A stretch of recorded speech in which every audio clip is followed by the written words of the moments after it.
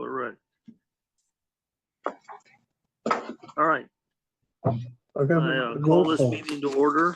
This is the Citizens Advisory Committee of the San Joaquin Valley Unified Air Pollution Control District, August 6, 2024. Roll call. Thank you. Mr. Cunha? Yes. Mr. Clark? Yes. Ms. Brown? Mr. Harrell? Lopes? Here. Thank you. Mr. Hofdahl? Was that a here for Mr. Hofdahl? Yes, he is here. Sorry. Thank you.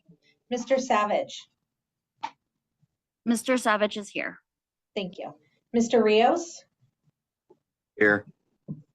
Miss Austin Tibbetts? Here. Mr. Sanders? Here. Miss Deming? Here. Miss Snebeker? Here. Miss Holmes?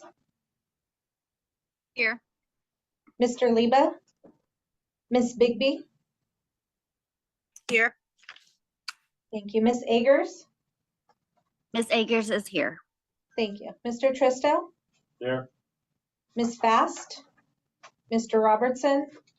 Mr. Cryer? Here. Miss Morrow? Miss Matthews? Mr. Troost? Here. Mr. Delgadillo? Here. Thank you. Mr. Cantu? Here. Mr. O'Brien? Mr. Smith? Mr. Medeiros? I'm here. Thank you. Through the chair, we have a quorum. Thank you. All right, let's do the Pledge of Allegiance. There's no flag. Here, I will put a flag up on the screen here. There you If you will face in To the flag of the United States of America and to the republic for which it stands, one nation, under God, indivisible, with liberty and justice for all. Thank you, Cindy.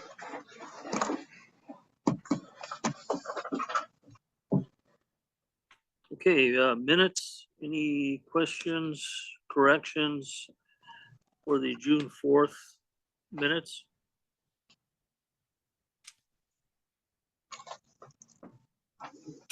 Hearing none. Through the Roll chair, call. I apologize. I do have to call for public comments. Are there any public comments on the minutes in Bakersfield? No public comment in Bakersfield. Thank you. Any public comments in Modesto on the minutes? No public comments in Modesto. Thank you. Through the chair, with no opposition, you can deem the minutes approved without a roll call. All right, so approved. Okay, we'll now move on to public comments. Okay. Do we have any public comments on items not on the agenda in Bakersfield? No public comment in Bakersfield. Thank you. Are there any public comments in Modesto that would like to make No comment? public comments in Modesto. Thank you. Are there any members of the public in Fresno that would like to comment? Seeing none and none online. Right, thank you. Chair comments. I have none. But I do have a lot of patience. Number 7, Executive Director comments. Thank you, Mr. Chair, and hello to all the members and the public that may be on. First of all, apologies on the technical issues. I think for the benefit of the public, I want to make sure it's clear that we're transitioning our system over to a new video teleconference system. And apparently, even with all the planning, as you can see, Murphy's Law kicked in today. So we're having some issues. But thank you for your patience, Mr. Chair, and all the members and the public as well. I had a couple of items just real quick to report on. I wanted to let the CAC know that at our June board meeting, our board did adopt the 2024-25 district budget. So that does set the fiscal path for the district in this fiscal year that's coming. It was a multi-step process and does allow for the resources that are needed to continue with our clean air mission here. Just want to let the CAC know that that was successfully done. I also wanted to mention, I think Emily will be on a little bit later to talk about the various plan and rule updates, but the one thing in particular I wanted to mention is that our board did adopt the 2024 PM 2.5 plan for the 2012 PM 2.5 standard. That's something that the CAC has been engaged in for quite a while, and took a support position ahead of the district board meeting. It was adopted after a lengthy discussion, and then went to CARB for their review and consideration in July a couple of weeks ago. The CARB board did also approve the plan and is now moving it forward to EPA for their review and approval. It was a very lengthy hearing. At the CARB hearing, there were quite a few comments that were submitted, and there was a lengthy conversation, by the CARB board about the plan, and then ultimately it was adopted unanimously by the CARB board. And lastly, I just want to mention at the upcoming board meeting, as one of the priority areas for the CAC, we are accepting an additional $1.2 million that we were able to successfully compete for from EPA for truck replacement projects. So it's an item that I thought would be of interest to the CAC, that we're continuing to look for funding to assist with the various challenges that we have here in our region. That's a good story. So I'll leave it there, and I'm happy to take any questions or comments from the CAC members on my reports. Any comments Yes. for the director? Speak up. Oh, Yeah, we have, there's a member comment here in the Fresno office. Manuel Cunha is on the mic now. Mr. Chairman, can you hear me okay? Yes. Okay, I'll Go try ahead. to speak up. First thing is, I want to thank the entire staff for all the work on the 2.5 plan. I want to thank the CAC for the letter that they sent in support of the plan. And as you noticed in the board conference room, there's a huge chart when you come in the door to the right. It shows what the accomplishments that we did since 1993 to July 25th into June, when the board has approved our plan, and that the CAC was part of the entire process over the last several years of getting this, and plus other SIFs. Samir, I definitely appreciate all the work that the staff did to prepare this. John and everybody else did a great job. But I am disappointed, Mr. Chairman, and members of the CAC, is how the presentation was presented to the board, as well as to the public, to the board by the ARB staff. This district has come a long way. When you go into that conference room or the boardroom, and you look on that wall, you see where we were, and you look at all the charts, that the bar charts that showed for the 2015, the 2012, the 1997 SIP, we've come a long ways, a tremendous long ways. And yet none of that was really revealed, not even being the first air district in the nation to achieve the PM10 standard. And all of that was a collaboration of even agriculture with conservation management practices. The Ag Ice program in 2004, the Farmers program in 2008 for the 2015 or 2015 standard. The Farmers program achieved in 2008 to 2017 close to 17 tons of NOx reductions. That's over probably 8,000 or 9,000 tractors. That was not even mentioned. And that was in a voluntary program of that SIP. We were supposed to achieve 5 to 10. We got 17 tons. That wasn't even mentioned. Ag Ice program, the replacement of diesel engines with electrification.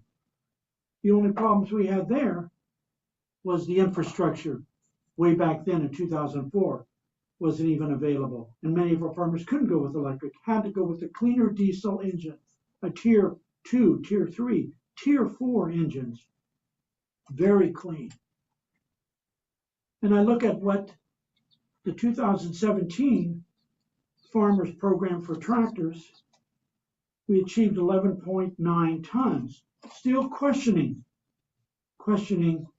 what the NRCS, Natural Resource Conservation Services program, on the farmer program.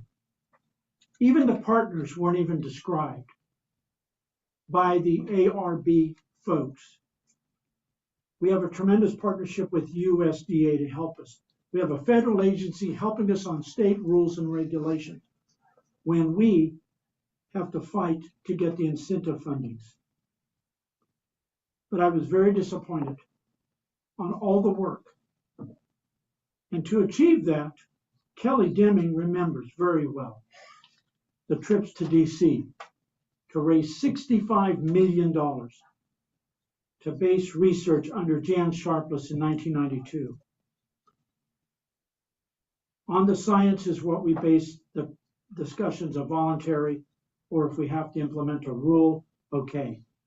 But the concept that this district has done is great incentives. And pretty much thrown out the door. I was deeply disappointed on how many of the board members weren't educated by the ARB staff on the accomplishments, just what ag has done. Not talking about the clean car program, tune-up car program, the fireplace rule, the boiler rule. I can go through. Samir, you got 600 rules. I can only remember, I think 4 or 5. John has educated me on at least the 4 or 5 that I can try to keep my mind on. But Mr. Chairman, I attended the hearing. I was deeply disappointed to where this district, CAC, has worked so hard over the years to not even be given the credit that we deserve. And yet the South Coast Air Basin SIP took about 35 minutes. Quite an anomaly of how we work so hard in this valley.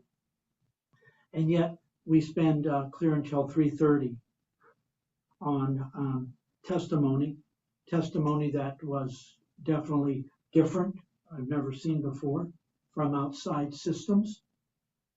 But again, nobody from CARB really, except for, and I'm going to say his name because I believe he did an excellent job. Michael Benjamin did one heck of a job on trying to explain ammonia to a couple of the board members, and did an excellent job of trying, and I commend him for his work, and he has worked very hard with us. But again, Samir, I'm sorry, Mr. Chairman, for taking this time. But again, I'm very disappointed. All the work that we've all done, from the environmental side, the city side, and the business side. And we all do our lot of homework, and we have meetings and workshops. We accommodate the needs of all of the people of this valley, having workshops after 5 o'clock. And sometimes even providing food because people hadn't had a chance to go home and eat. So the district has provided many times. So Samir, on behalf of agriculture, though, we want to thank you and the entire staff and your board have worked with agriculture to mean and to do things that make sense so we don't destroy my industry that feeds the world. So Mr. Chairman, that's my comments. Again, thank you, Mr. Chairman, for allowing the CAC to submit its letter a couple of months ago, and to all of the members putting up with me this morning in that discussion. Thank you. Okay, thank you. Move on to, are there any other comments on the executive director's report?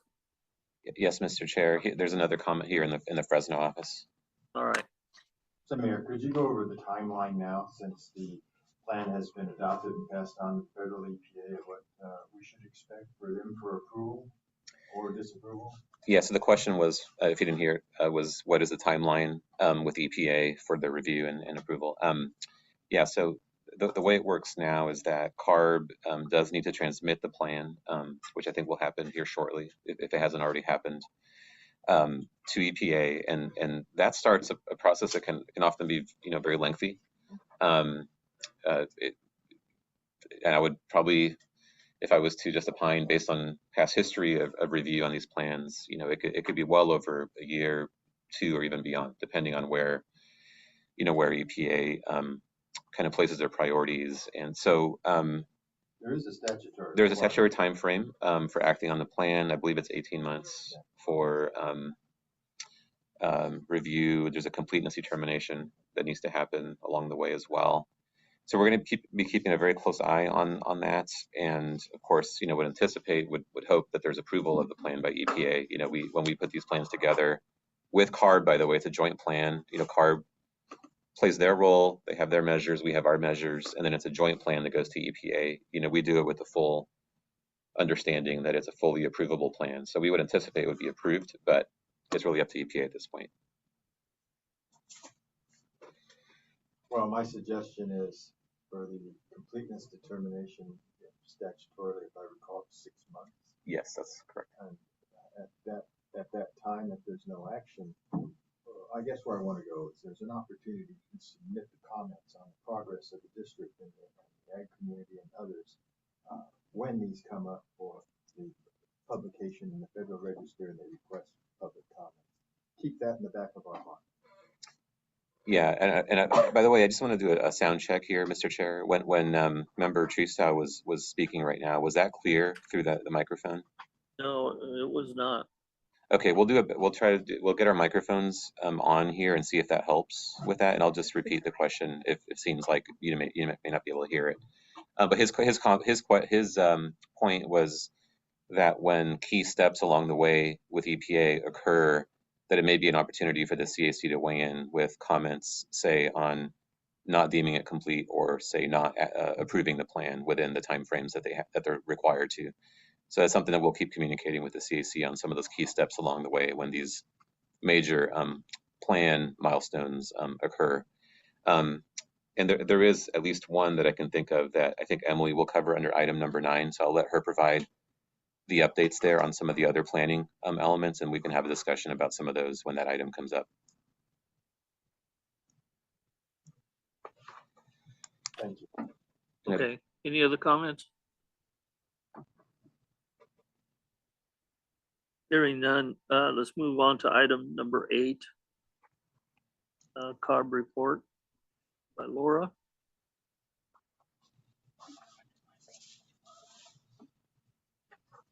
Miss Carr should be joining as a panelist momentarily. There she is. Good morning, Mr. Chair and CAC members. This is Laura Carr. I'm an air pollution specialist at the California Air Resources Board. I'll be providing the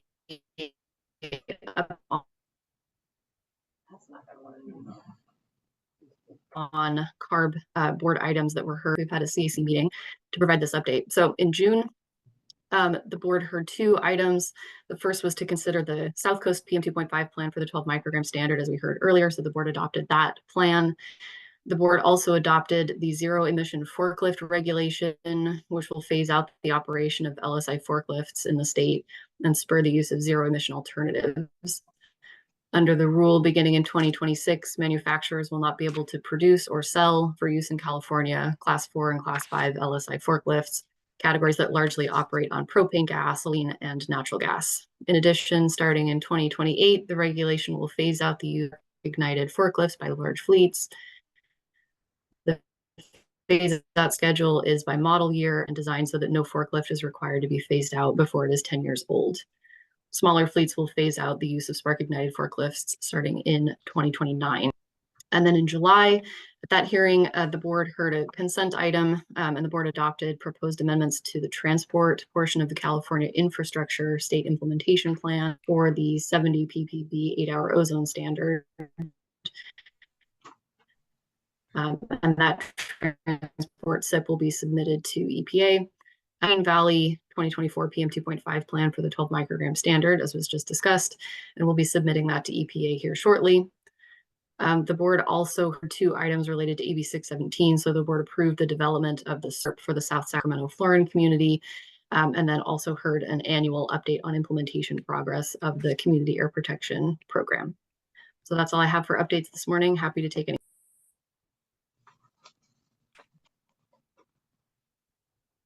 Any questions of Laura? Yes, Mr. Chairman, this is Les Clark down in Kern County.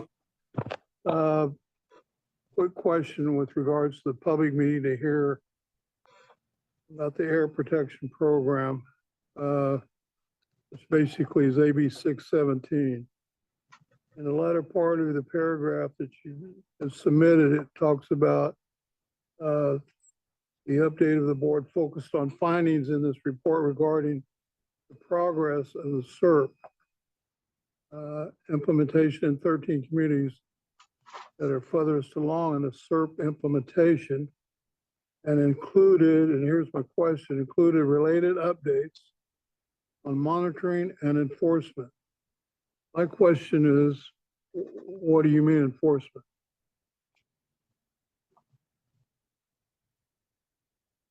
Yeah, thank you for the question.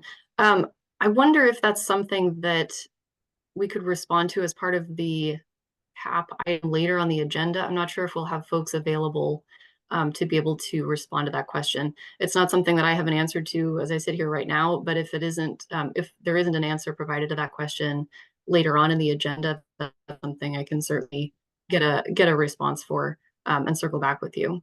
But I think that is something that I think, yeah, I'm getting messages right now actually from my AB 617 colleagues. So it sounds like that's something they'll be able to respond to. Well, I hope so. Thank you.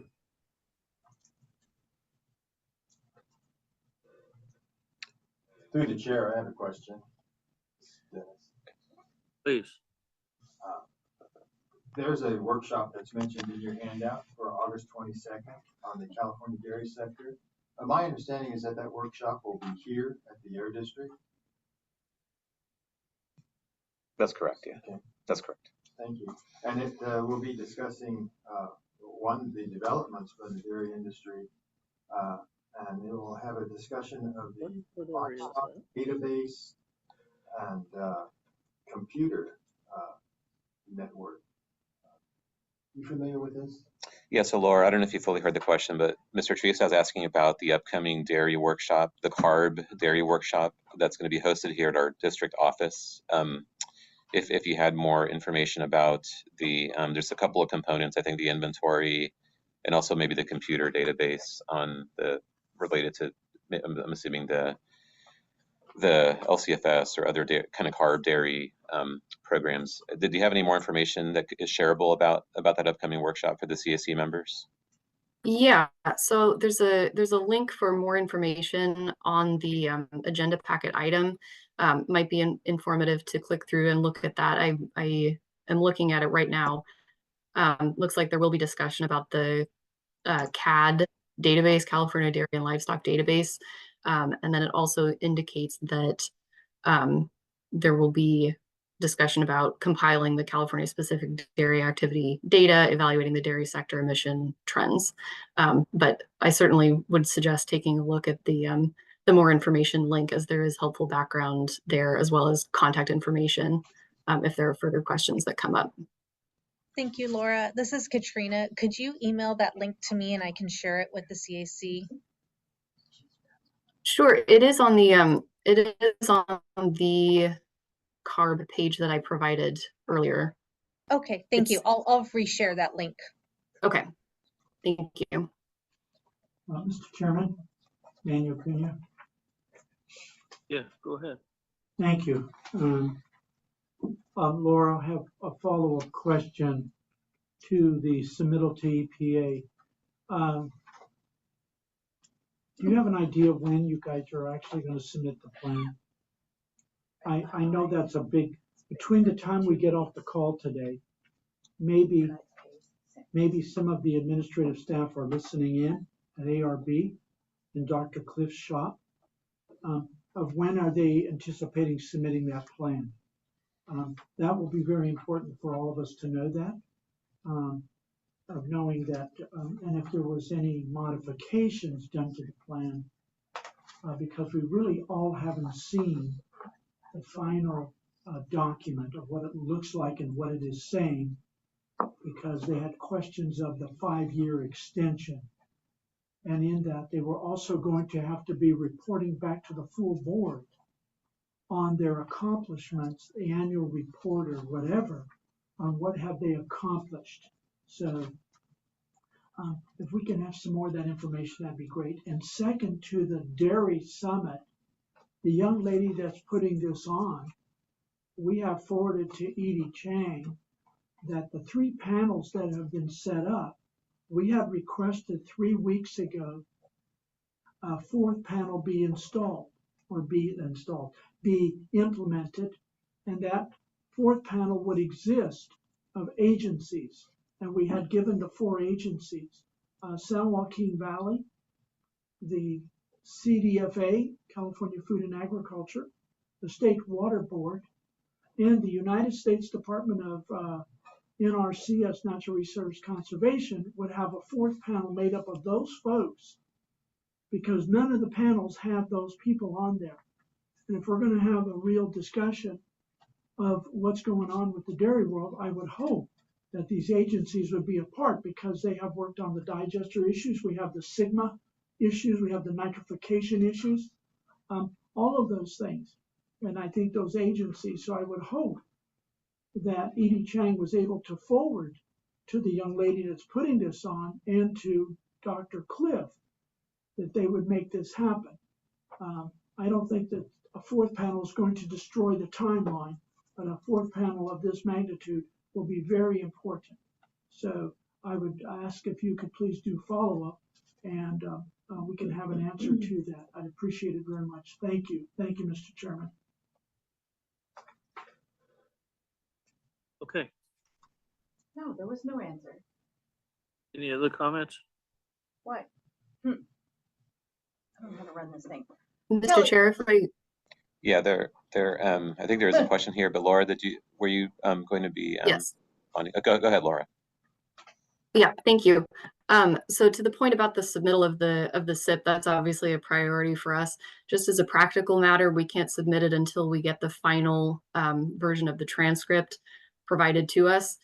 So that'll take about 2 weeks. We're expecting to submit the whole package within the 2-week timeframe, but certainly a priority. So 2 weeks is Thursday. And I think the clarification, there's a member, Kelly Deming here, I think was sort of asking if it was this Thursday or if it's 2 weeks from today. 2 weeks from today, approximately. Yeah, it's yeah, out of our control when we get the final version of the transcript back. But based on past experiences submitting SIPs for the San Joaquin Valley and getting those transcripts, it usually takes approximately 2 weeks.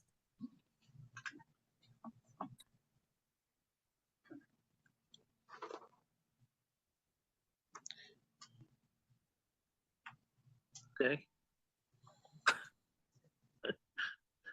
Was that it, Laura?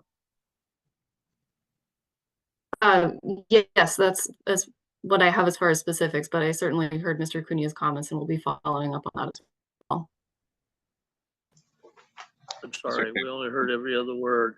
Mr. Chair, this is Samir. I just wanted to, Laura was a big part of the item at the CAR board meeting. I just wanted to express appreciation for Laura and Michael Benjamin and Sylvia and others on the CARB team that were very important partners in putting that plan together and kind of getting it across the finish line there. So I just wanted to from the district perspective, wanted to express words of appreciation for Laura and the work that she and her team did during the hearing a couple weeks ago. Absolutely. Thank you, Laura.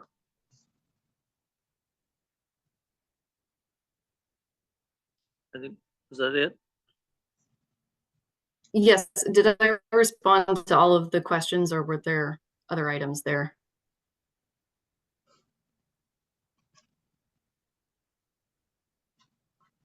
Apparently not. I'm sorry, Laura, but we're only getting like every other word from you. You kind of freeze on us too. Okay, sorry about that.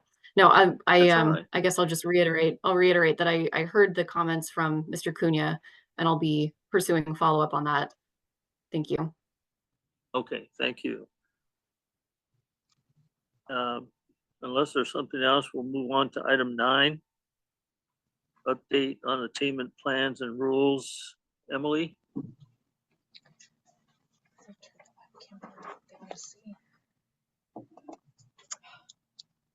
Good morning, Mr. Chair and your board. Oh, that's very up close and personal. Do we want the video on? Yes. We do want the video on.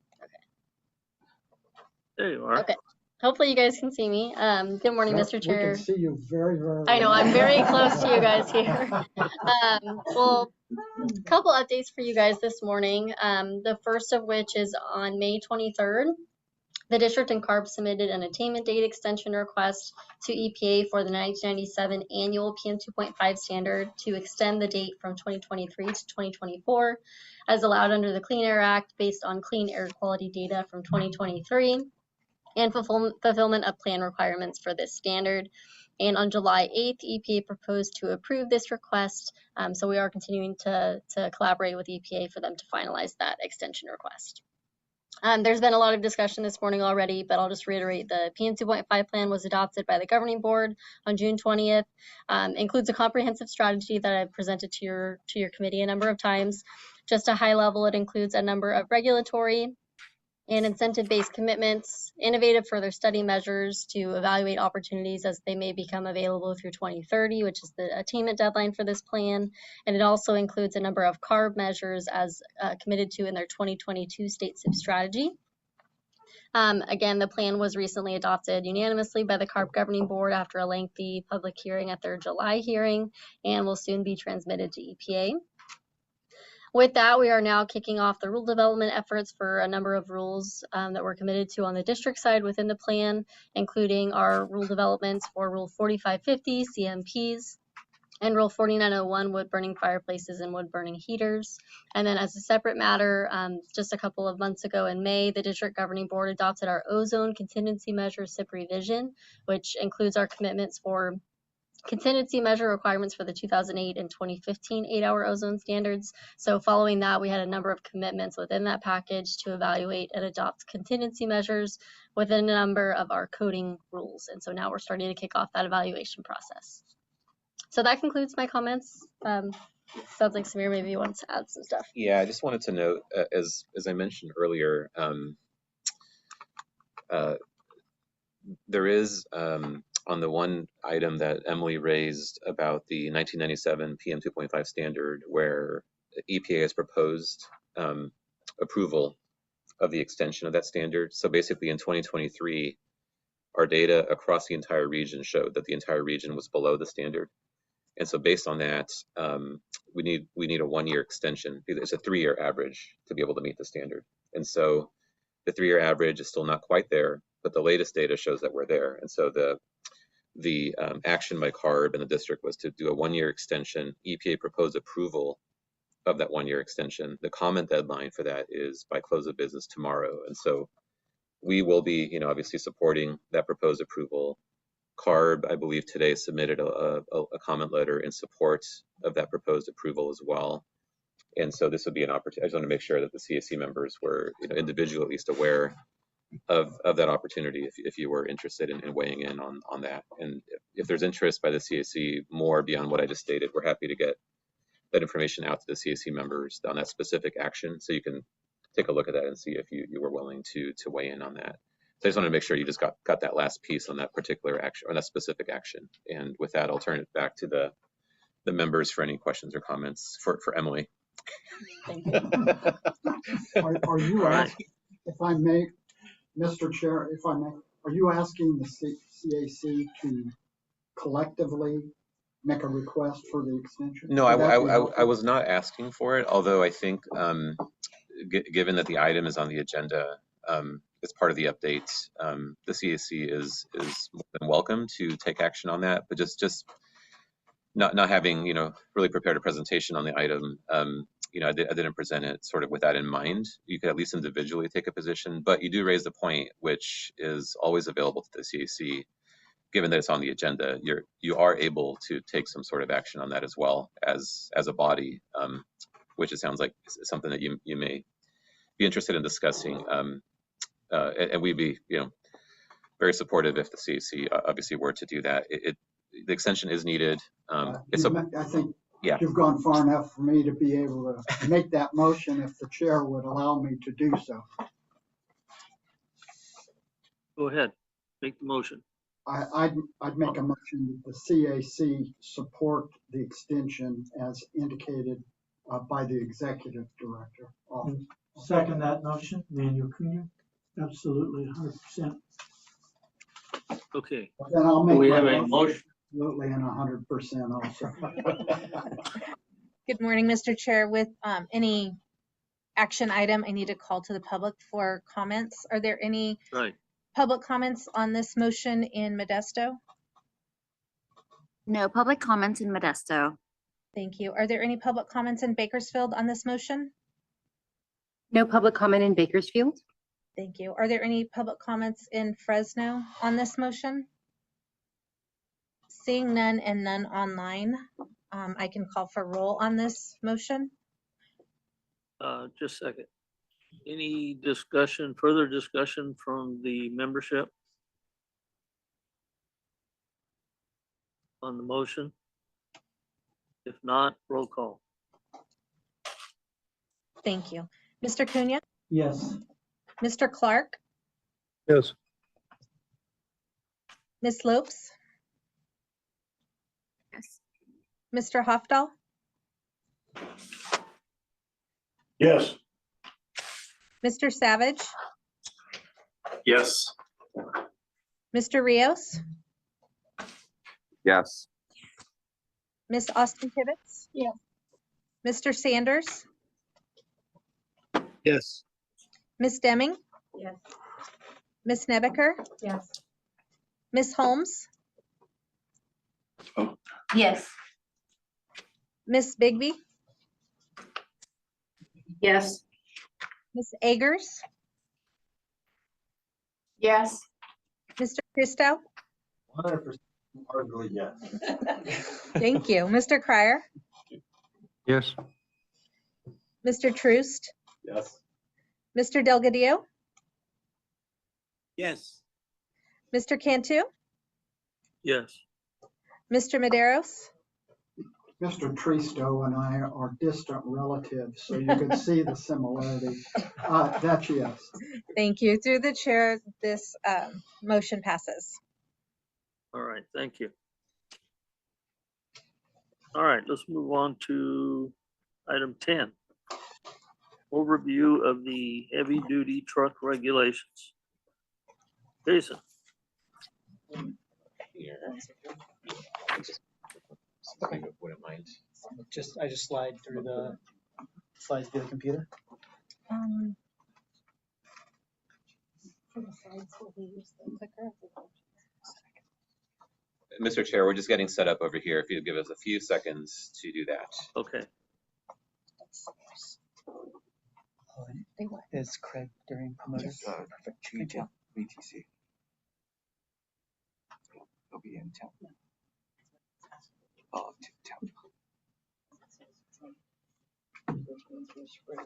James, we see you guys perfectly. Just can't hear you. Slide 10 and 11, but he's going to be slide 10. Oh, which one?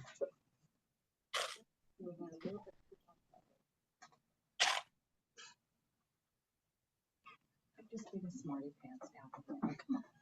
I'm usually farther away and you can't hear me. This is bad. Usually it's Uncle Samir that can hear me. I always do. I know. I have noticed for inside voice. Every report card that talking in class. You notice he said he hears you. He didn't say he listens. Oh, no, I know that too. Fundamental difference. There is a fundamental difference.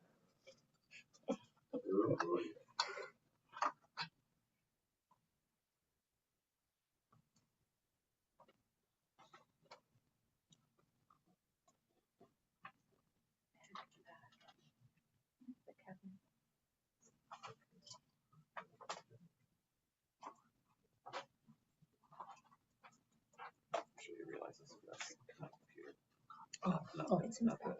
Oh, sorry. Oh, sorry for that. It's okay. So we need to do it from here. Do I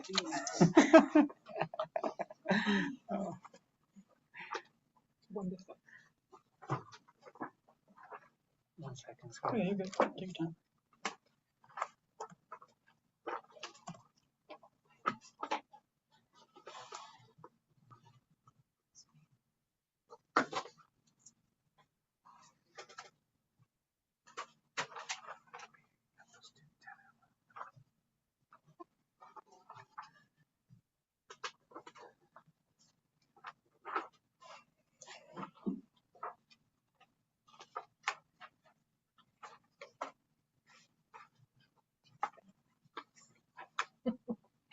It's just me. It's the winter boards.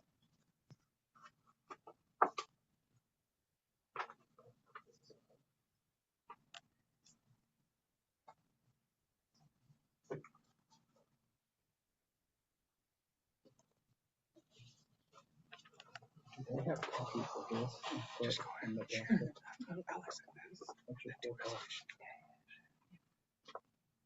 Well, for the Zoom, for the online participants. For them to see.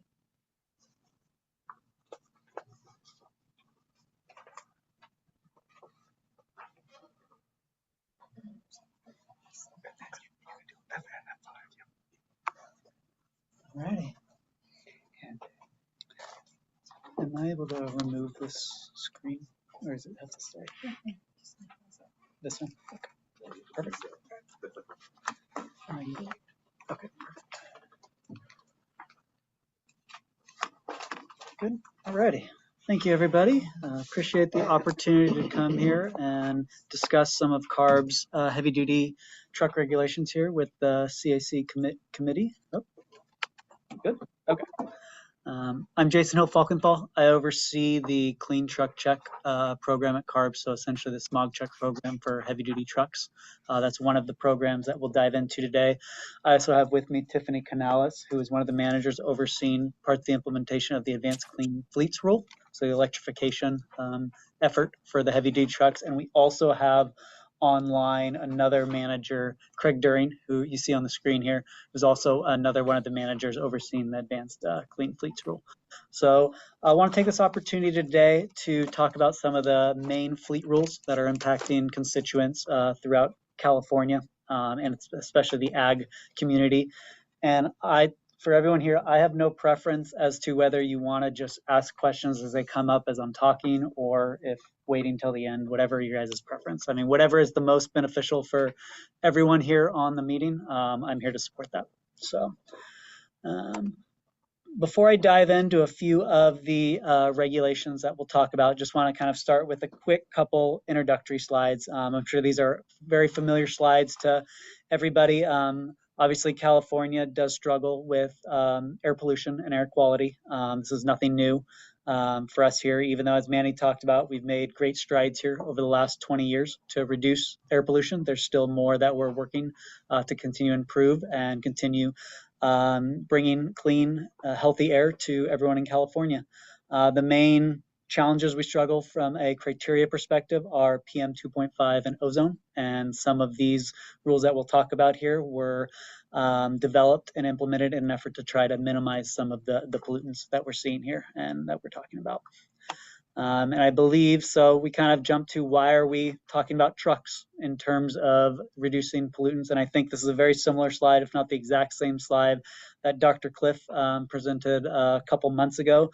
But as you can see here, even though trucks make up only about 6% of the state's transportation fleet, they're over 20% of the greenhouse gases and about half of the statewide emissions for NOx and PM.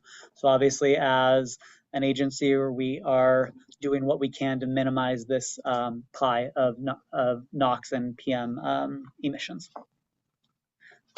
Before this is the last slide, before you leave that chart, let's talk about the that first chart, vehicle population. Sure. So you're talking about only in state. You're not talking about all the trucks that are coming from out of the state. So yeah, basically registered vehicles. So I mean, there's about what, like 32 million. California registered. Yeah. I mean, I'll be honest, I can clarify that. I don't know, but yeah. It should. Yeah, but here's the thing. But that's misleading. I mean, make sure that we get apples and oranges. I mean, to say it's not a big problem because there's very few of those. We know how many trucks are coming in from outside into the state of California. So where does that show up on anywhere? And this graph? Yeah. Fair point. Yeah, I mean, the main takeaway is the trucking population, although relatively small compared to the large scale of vehicles operating in California, even if you do include the out of states, it is still going to be, I mean, let's call it 10% maybe there, but I mean, it's still significant populations. And I'd have to go back and clarify, to be honest with you, if this is specific to only California registered vehicles or if it includes out of states. I know for in-state, I know for light duty, it's specifically the registered vehicles because that's really what operates here. You don't get a lot of light duties coming in out of state, but I'm not 100% clear on the out of state. But I think the message and the takeaway, regardless, probably is similar. But I hear your point. That's a good point. Jason? Yeah. Go ahead. Jason, to that question that Mr. Clark raised, I know I'm a little old, really slipping, but it doesn't. 1.6 million registered trucks in California in the year 2020. 1.6 million. In the year. Jason, who is? Manuel is speaking here. Can we turn their mics up? Can't hear. Okay, I will speak up. Can you hear me now? A little louder. Oh, God. Okay. Use your Kelly voice.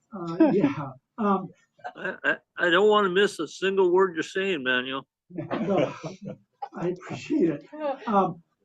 So 1.6 million trucks. In the year 2023, DMV did not register any truck 14,000 pounds to the 33,000 pounds to the 80,000 pounds were not given any registrations. That number was 323,000 total trucks. This is everything. A 14,000, which is a dually, a one-ton. Were not registered. You have an issue with the discussion that Mr. Clark brought in, is that today Mexico cannot come into California with a tier 3 truck at all. It is not allowed. So now we have the issue of trade agreements that we have between Canada and Mexico called a tariff issue coming up. Is being raised that you're not allowing those trucks to come into California. So all outside trucks that come into California have to be compliant, and they have to, what I was told, if they're passing through, no problem. But if they come in and go to various stops, they have to register and pay the $30. Okay. Okay, we're talking clean truck check. Okay. Yes. We're talking that rule. Okay. It doesn't matter. Okay. Because you have a truck rule that is massive, and yet we have other issues that were not checked upon by the staff in 2002 and 2007. In the year 1998, when you came out with the new tier engines. So I think it is very important that this graph really show what are California trucks and then how many trucks do come in from other states. We have a huge port directly to the south of us, Long Beach and LA. Yep. 18,000 trucks a day move containers. There are 18 to 19 million container ports. A lot of those trucks come in and go out. Some of our buyers are saying they have to buy an electric truck at the border entering California. If it's Arizona or whatever coming in, they have to buy an electric truck to get into the port because they won't allow their tier 3s to come in. Or they had to buy a tier 4 in California so they could move in California to get stuff out. So it's being dropped somewhere on the borderline, maybe at the casinos. I don't know. Maybe your chances are better there.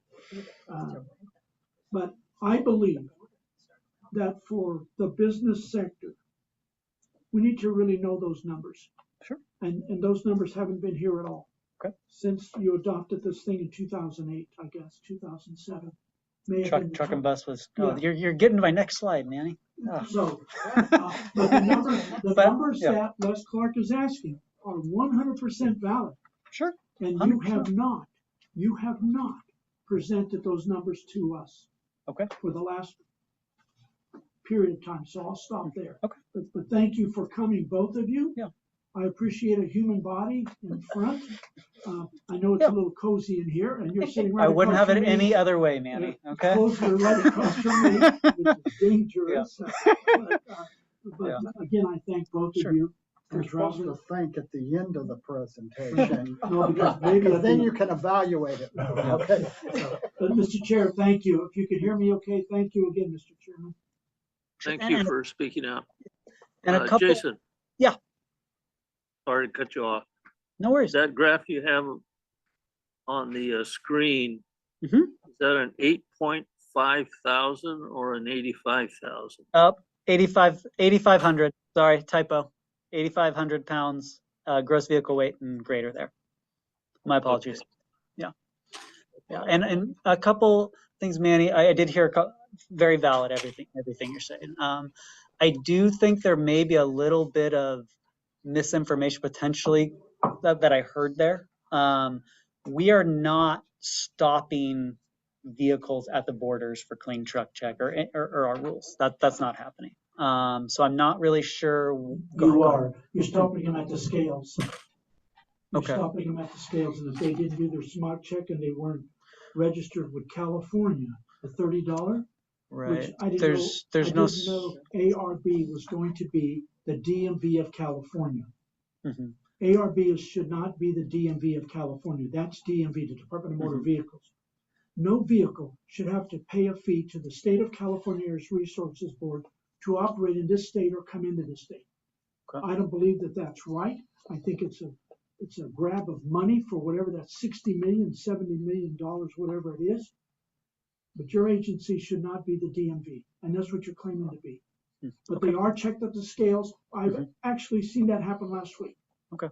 And I'll get to some of that in the presentation, but at this moment, there's no test required yet for periodic tests, but we'll get to 100%. Hopefully what I'm getting to will help. And again, further conversations, I want to make sure we're all on the same page. Because I do know there is confusion with all of these rules, and that's understandable. I mean, there's a lot of, like you said, Manny, there's 600 rules that, the Air District has. Who knows how many we have. So fully understand, and hopefully we can work together here and just make sure we're all, talking the same game. So, all right, let's jump in. Yep, go ahead. This is John Sanders from Bakersfield. Sure. I was at the DMV registering my vehicle still in California, unlike other companies in Bakersfield. Mm-hmm. And the DMV has cut the hours for the employees to 25 hours per week at the IBC. Now, when we go in, a lot of the paperwork, if there's one thing missing, like recall or smog check, they won't let you post fees. They just RDF that ticket. And so they're having, and then the regular DMV, not the IBC, is sending people over if they don't have a question to the industry center, sending civilian people to the industry center and loading them up again. So now the truckers and doors are still not communicating. Sometimes it's a 2-hour window, and sometimes it's a 3-day window, sometimes it's a week window. And when I sent this email on 7/3, I spoke with 6 gentlemen, and they walked out the door and they called the same attorney in Virginia. They registered their trucks there within 4 days. They called me to tell me where I could go. And they're working in Bakersfield. So we kind of talk about CARB doesn't control the DMV, or this truckers doesn't, but if everything's not talking,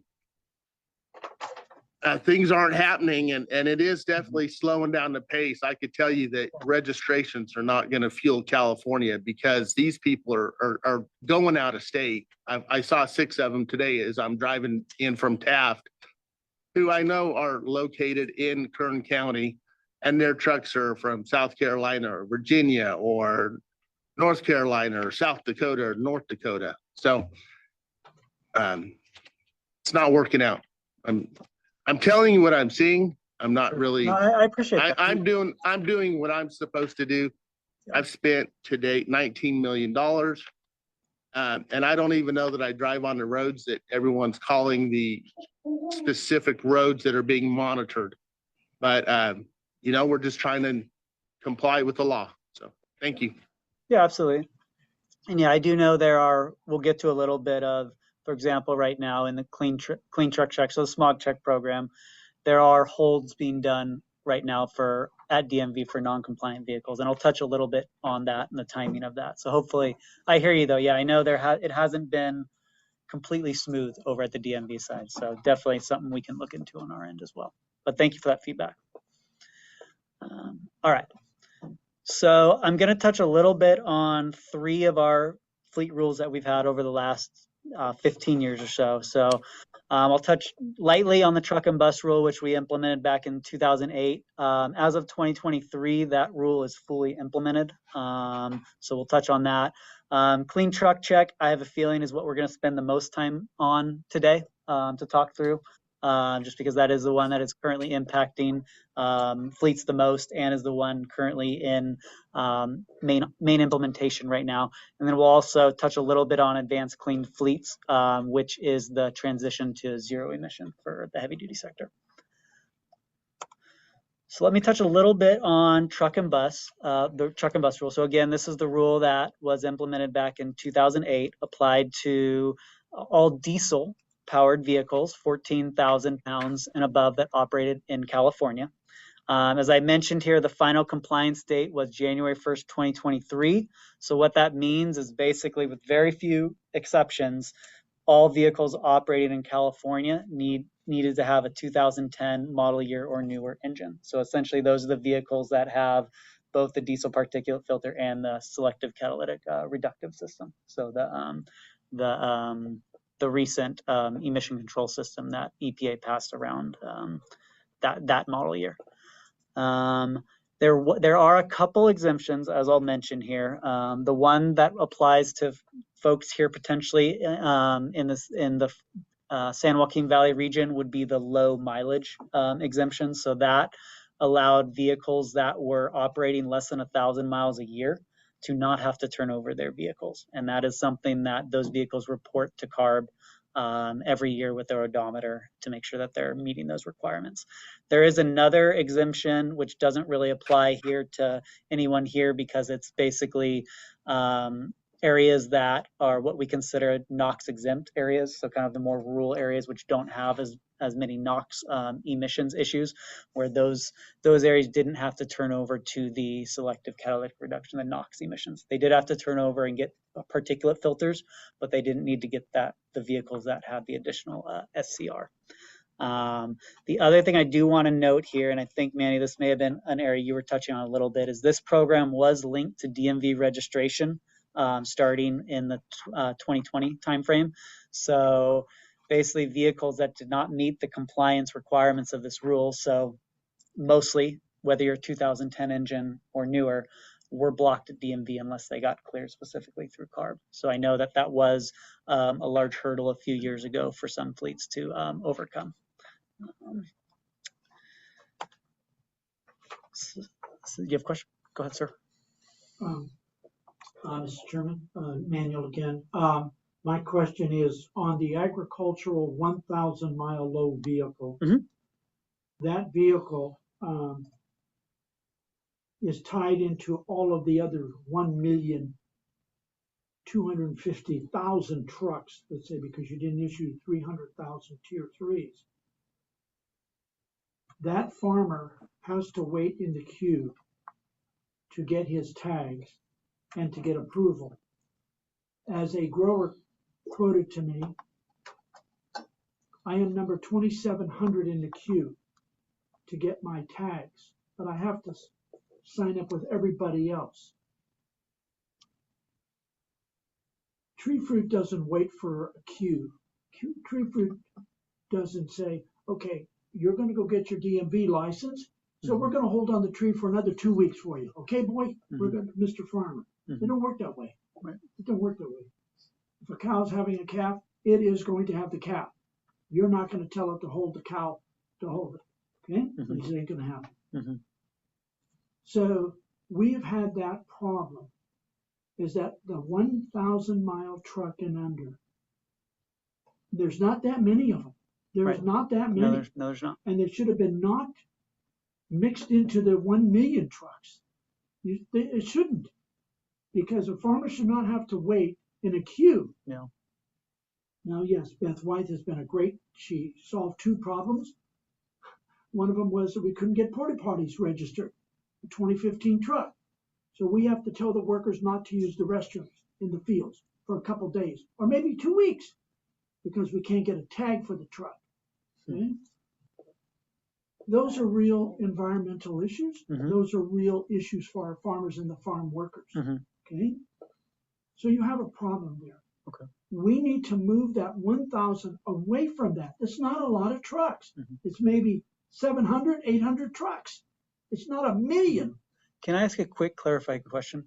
That's happening right now, or that was happening back when 2020? No, it's happened now, back, right? Yes. Oh, it's now? Okay, then my guess is, and we'll get that, so that's probably clean truck check.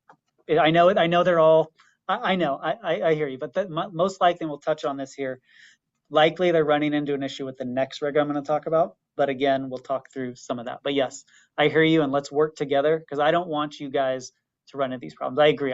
There's no reason that someone working in the field should not have access to a porta potty. 100% agree. I want to work with you guys to make sure we streamline some of this stuff and, can work together to make sure we all get a solution. Okay, thank you. Jason, I have a question. Sure.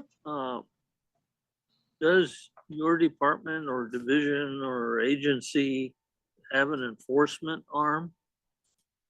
We do, yes. Okay. Does that enforcement go directly to the owner of a truck? Or is it more global enforcement, not specific enforcement? What I'm hearing here is a problem, and I'm not sure what the communication style is, or if there is any, between PHP, which operates the scales, Border Patrol, which operates the border, DMV, which deals with registration, and your regulations. Who is the communication with all these different agencies? So it's a joint effort. So I kind of when you say joint, that's a nice bureaucratic term, but it doesn't answer the question. I was getting there. You got to let me finish. Come on now. So it's a joint effort within CARB. So I'm program side, my enforcement side. We work hand in hand together.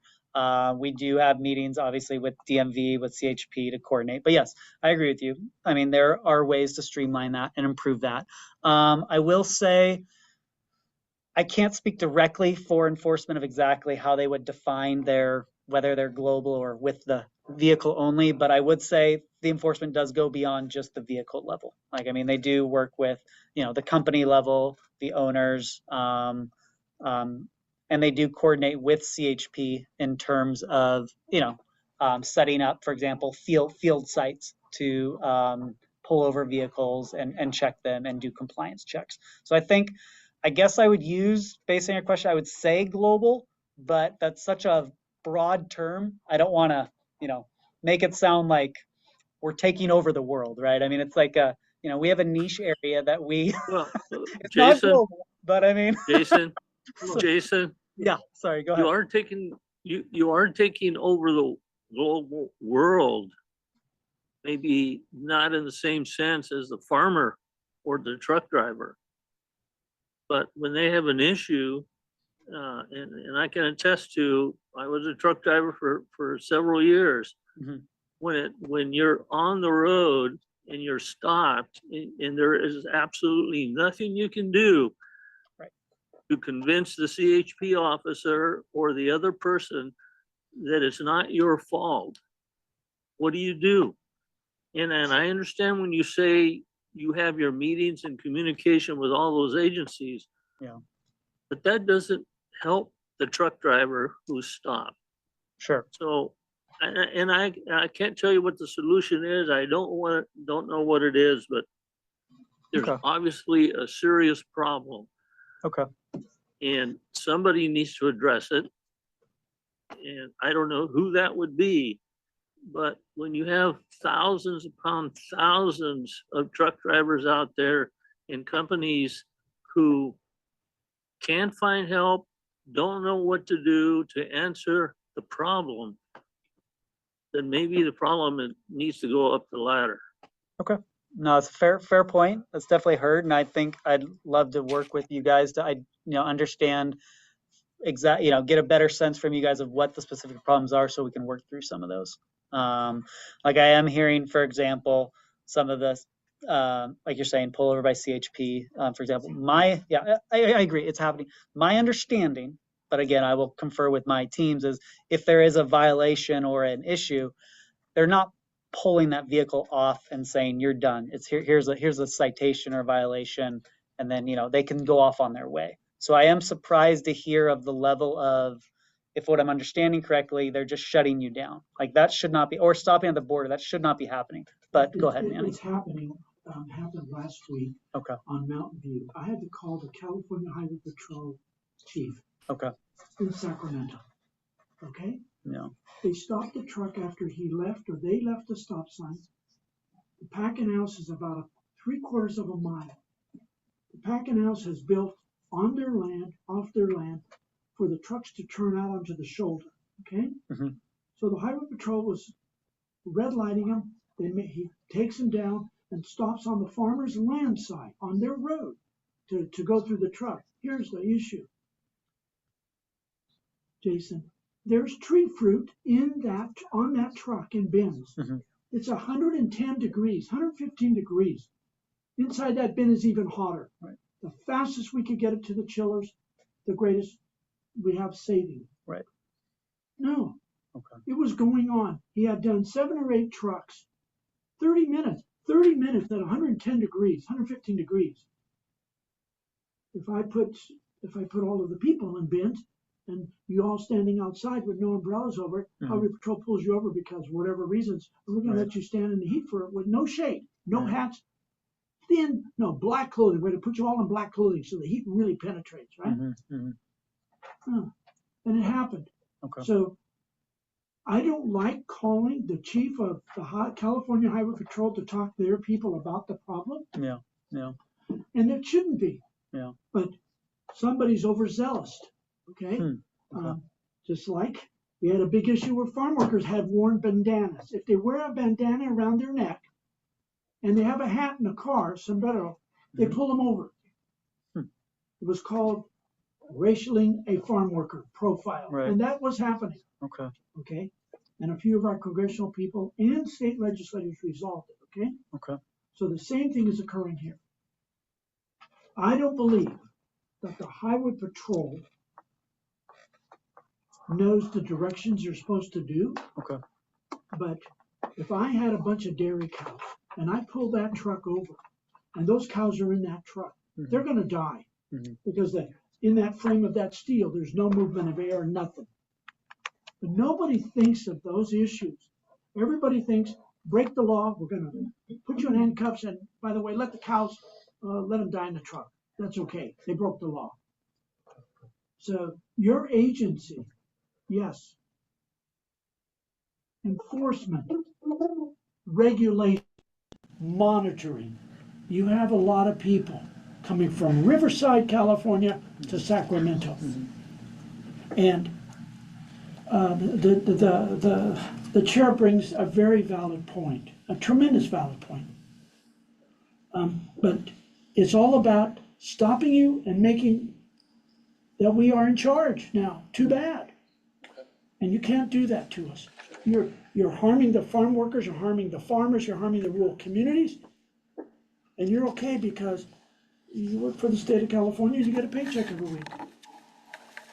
The farmer doesn't, he depends on the fruit, he depends on those workers, and those workers depend on the farm. And we failed that, and you've heard that. Your staff heard that. I know that, okay? Okay, we're gonna do a quick sound check over here. We're trying to improve the microphone and ability to hear the conversations that are happening here. So just the discussion here. Just give us 1 second here. Jason, you have a break, young man. This was not You're just getting intended. warmed up, man. Come on now. You deserve some coffee or Oh, I'm good. a water. Oh, no worries, no worries. Or even some fruit. I should have bought some peaches or some grapes. That would have been helpful. But no, and Mandy, speaking to, I would say, I mean, obviously. Now, Jason, 1 second. I just want to make sure in Bakersfield, do we have the microphone set up now, Alex? Yes. Yeah, so Bakersfield, can you guys hear us clear now? We have the microphone set up? Samir, we can hear you. You weren't a problem. It was the other folks talking that are further away. Yeah, so we're gonna, I think we have another solution here now, so you should be able to hear them a lot better now as well. Let us know if you have any ongoing issues, okay?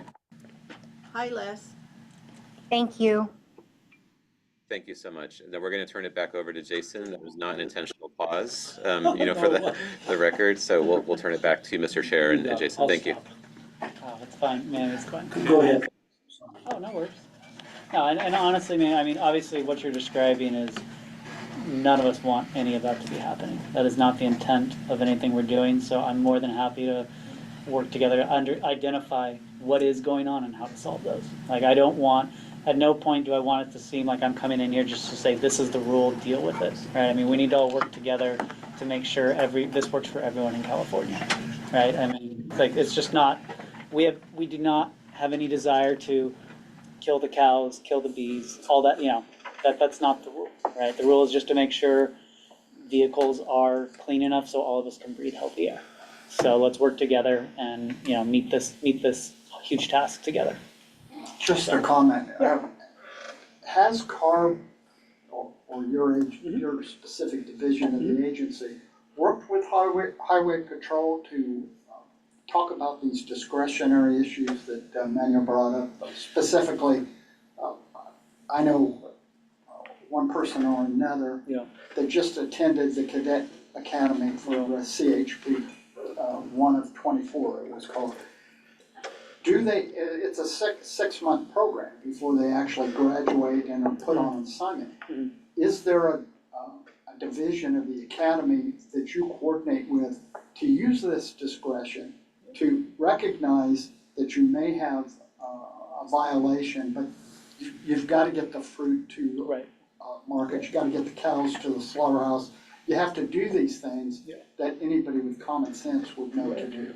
So it's mainly our enforcement division that interacts directly with CHP. So I'd have to talk to them. I know when our teams go out for enforcement on the roads, a CHP officer is always there with them to help support those efforts. So CARB is never out on its own, just freelancing.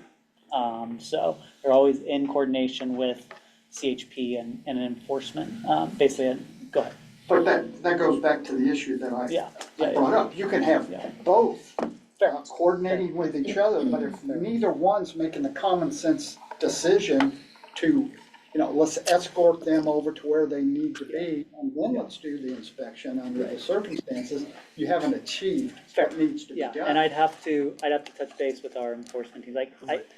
My gut feeling is that they try to do that, but I can't comment. An example, if you see a car speeding, Highway Patrol pulls a car over, and they want to give them a ticket for speeding, but a woman's having a baby in the car. You don't say, I got to finish with this ticket here. 100%. Hold the baby. We're not going to go to the hospital. hospital or they deliver the baby. And under the circumstances, it would seem like there needs to be a coordinated effort to deal with these issues. And I think one thing that would be potentially beneficial, some of these issues that have you guys, all of you are aware of that are happening, it would be good for us to get together and understand what you're seeing out there. Because I'll be honest with you, this is the first time I'm hearing of this. And it's possible maybe our enforcement teams have, but I want to make sure we stop.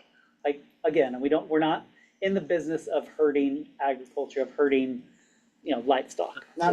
Jason, but hold on, before the next person comes on. Jason. Yeah. I want to make sure you understand, we're not picking on you personally, so don't take anything personal. Some of these things that are being said really are issues that have been on our minds for a while. And I want to be here to help support the solution. So hopefully you're not getting the sense that I'm trying to minimize here. I'm not, I want to work. No, and I'm sure they're not, and we're not.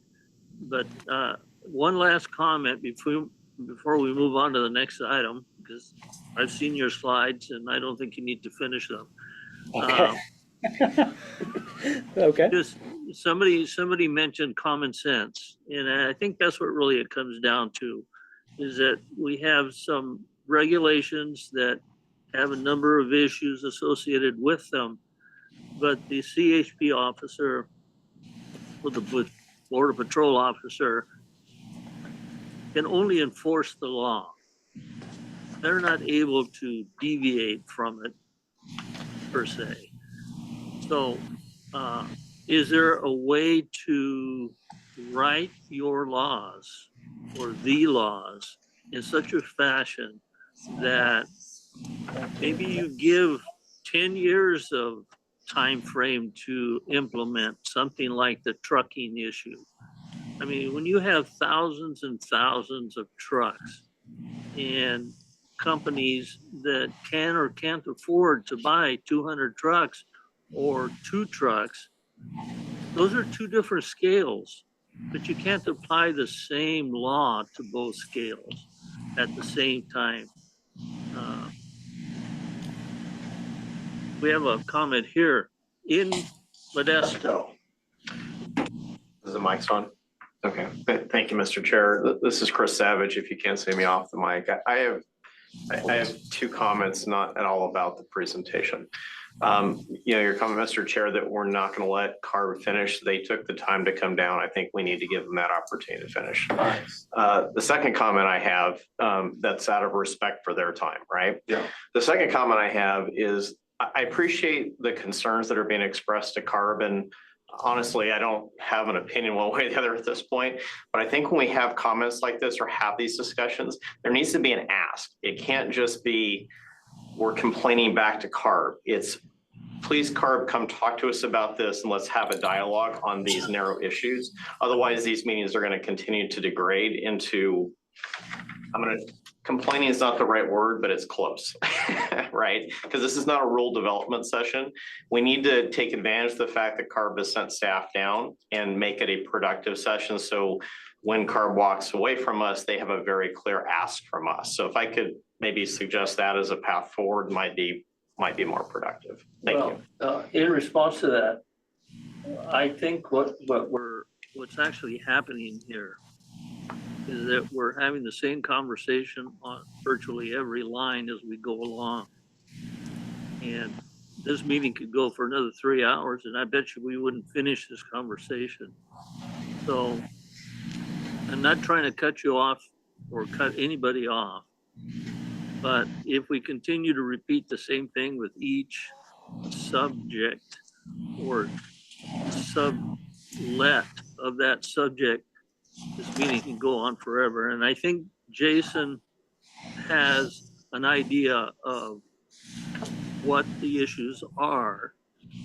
And I don't know that we're going to gain anything by having the same conversation on virtually every item as we go along. So if the membership wants to continue on with this conversation, that's fine. But we're now 20 minutes to 12. We could be here until 4 o'clock. And that finish this item. Let's move on. Mr. Chair, I wanted, it's clear. Sorry, go ahead. Go ahead. no, I just wanted to make sure that there's a member here in Fresno that also wanted to speak up, but I'll turn it back to you, Chair Cantu. Just want to make sure you're aware of that. Yeah. Good. I'm good. All right. Thank you. Go ahead, Samir. Hi, Jason, Ashley, Neverford from Dare County. How do you turn this thing on? There we go. I think that maybe what would be really useful is if this is not already in place, but maybe we get something in place here that people understand what the process is to elevate a concern directly with you in regards to these, rather than coming to the table every time and having discussions, but outlining a process for us to elevate these concerns higher might be something that we could put as an action item on your end. Something I can look into.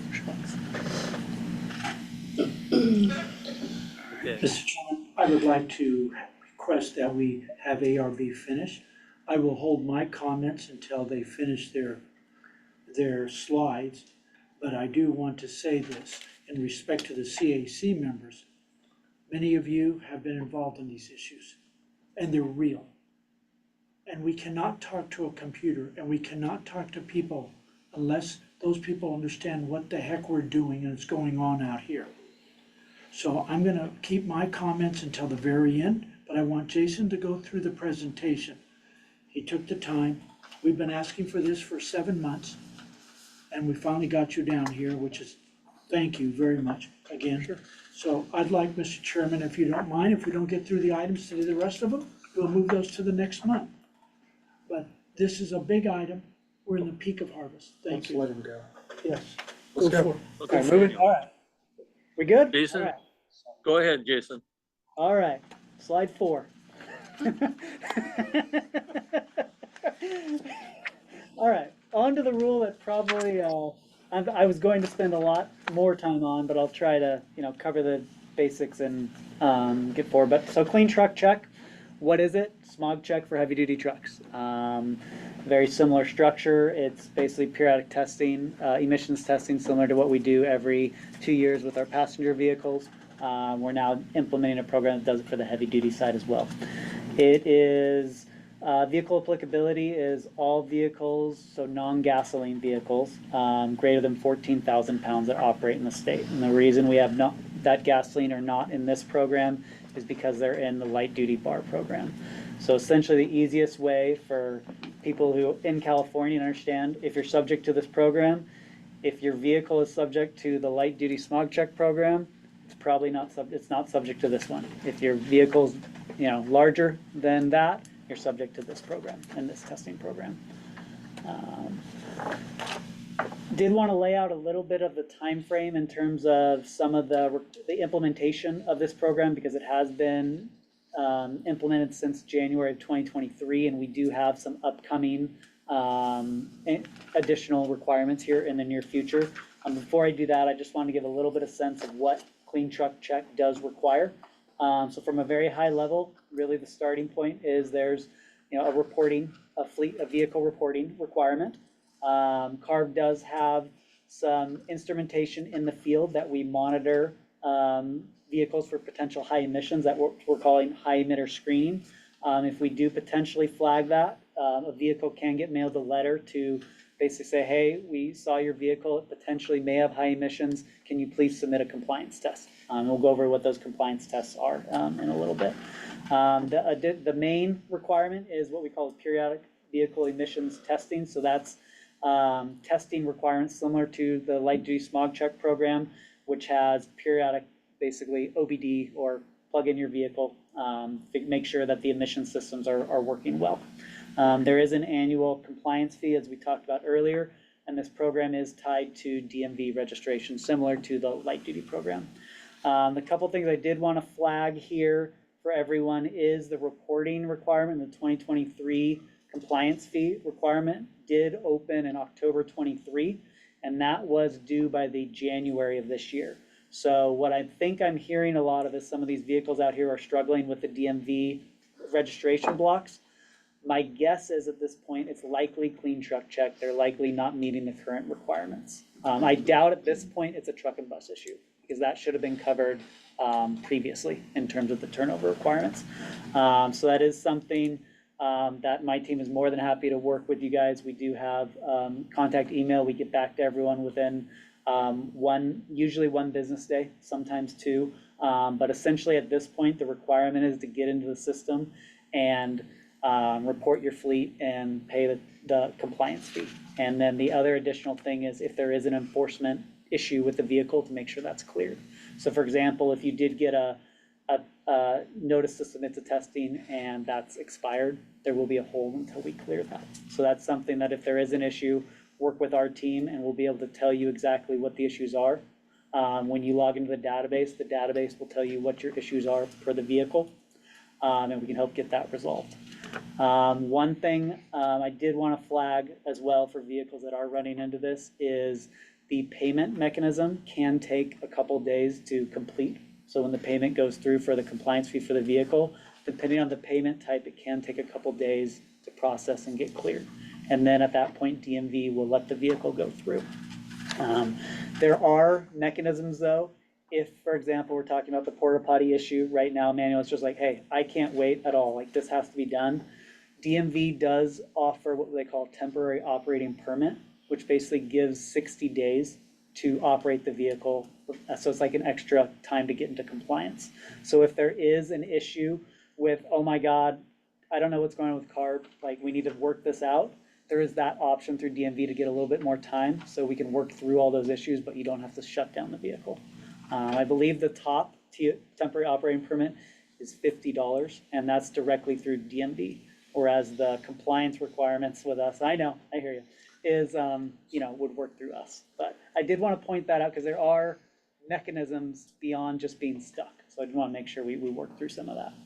And I did want to also point out that starting later this year, the periodic testing will start. So the emissions testing, every vehicle will start having compliance deadlines as early as January 1st, 2025. So there will be a testing requirement starting next year for those vehicles. Testing requirements, I'll go through this pretty quickly. It's 2 times a year testing. For the majority of vehicles, agricultural vehicles are just an annual test. So that'll be tied to your DMV registration date if you're an ag vehicle.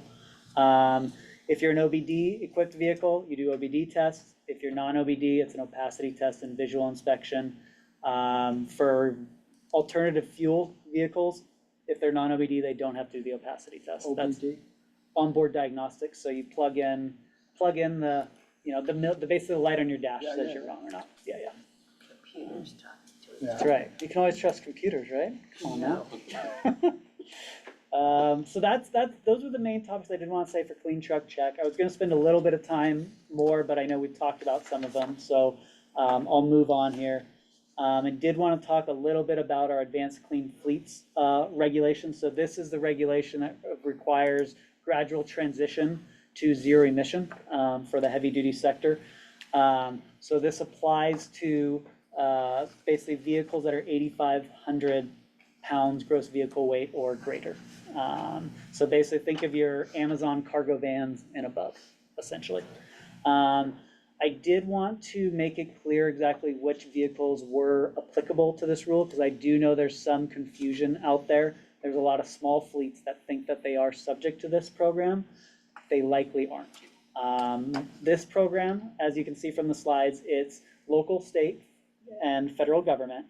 And then really what we call high priority fleets. So either you're 50 vehicles or greater, or you're greater than 50 million in revenue. So if you're a smaller onesie, twosie, mom and pop type fleet, you're likely not subject to this rule. The only way they're likely subject is if they go to the ports, which again, eventually they'll have to turn over to EV eventually. But if they're going to the ports with their current vehicle right now, they can continue to go. So they shouldn't, the mom and pop shops should not be affected by this rule right now. I did want to also make clear right now that we're basically pending EPA waiver to enforce this rule. So there's a hearing, I think in a couple months for that. But right now, it's more of, from our side, we're not actively enforcing compliance on this rule. We're encouraging voluntary compliance because obviously once the waiver happens, whenever that happens, we will get the authority to do it. But at this point, it is not being actively enforced. And then I'm not going to go too deep into this, but just wanted to mention that some of the key points, I think starting next year, there are some requirements for ZEV phase-in. And then by 2036, all new vehicle sales in California need to be zero emission. So it's only new vehicle sales, making that clear. And then eventually as the fleets scale in and the zero emission requirements ramp up, eventually by 2042 is when likely the larger fleets, again, only the larger fleets would be 100% ZEV. And again, not the moms and pops of the world that, and likely most of the ag, community would not be subject to this. So that's all I had. Again, appreciate you guys giving me the opportunity to come here. More than happy to have further dialogue on anything we like. And I mean, just want to make sure that all you guys get the information you need and we can work together in partnership here to make sure California continues to meet its future air quality requirements. So thank you. Mr. Chairman, as Mr. Chris was making comments in regards to accomplishments or whatever we want for Jason to take back and whatever Craig has heard online. The first is I would definitely encourage ARB to communicate with the California Highway Patrol, and that is its enforcement arm. Need to talk, and we need to be involved in that discussion. We should not have to call the California Department of Highway Patrol in Sacramento to deal with it.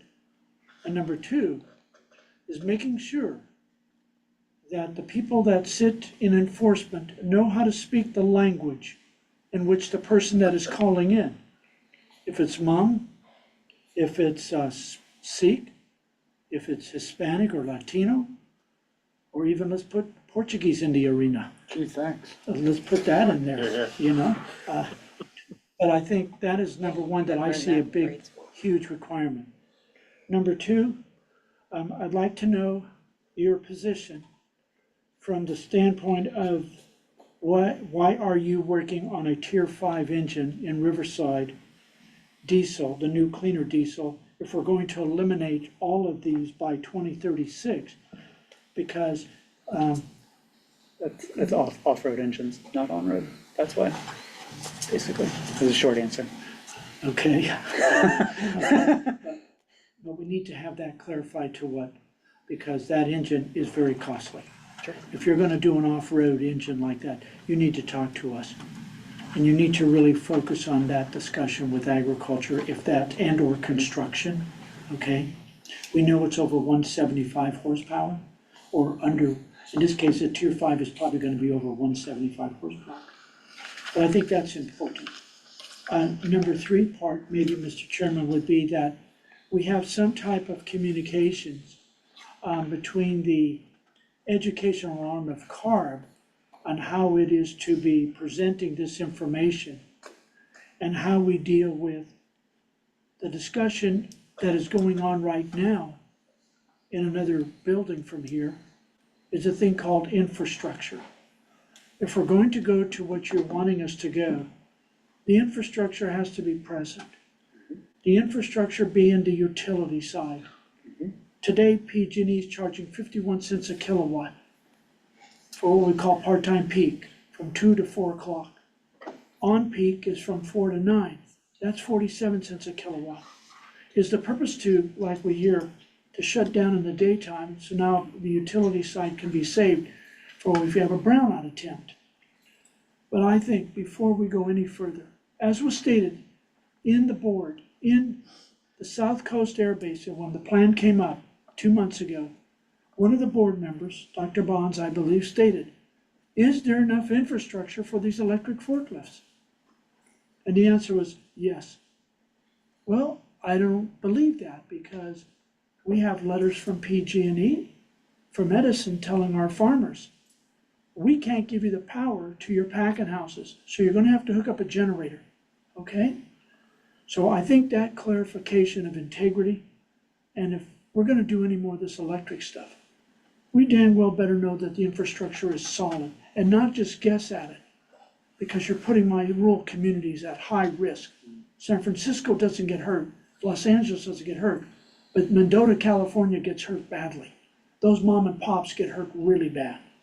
So I would hope that we have some type of real dialogue there, because you were to take back some tangibles. This has been going on, and it's not just this was yesterday.